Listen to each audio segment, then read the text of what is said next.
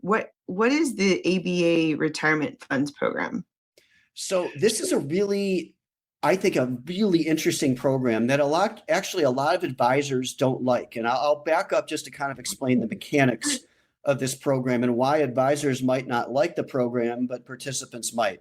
However, there is a second option within the program, an optional feature called a self-directed brokerage account. And this is especially important to understand because not only does that brokerage account open up the entire universe of investments to all participants, which, yes, it can be intimidating to have to choose from more, and more is not always better, but more can be a very good thing when you have the ability to pick the lowest cost funds available, such as the S&P 500 or a certain type of exchange traded fund. And there's normally an annual fee associated with that brokerage account, anywhere from $50 to $400 per participant per year, which can be cost prohibitive.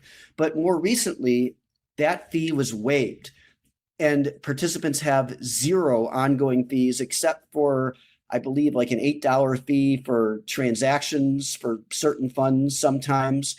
And there's no restrictions, often except for a minimum of $2,500 that each participant has to have in one of what's called the default options or the core funds. That's how the program makes its money, because all the people who invest in those core funds are essentially paying for Voya's services that way. But if you're putting your money in this separate brokerage account, and all you need to do is put a minimum of $2,500 in those core funds, you can completely avoid, with no annual fee, all of the advisory, record keeping, administration, and custodial fees, no matter how much money is in the account. And as I mentioned earlier, many law firms are passing on tens of thousands of dollars in fees to their employees without even knowing that this option is 100% available to them.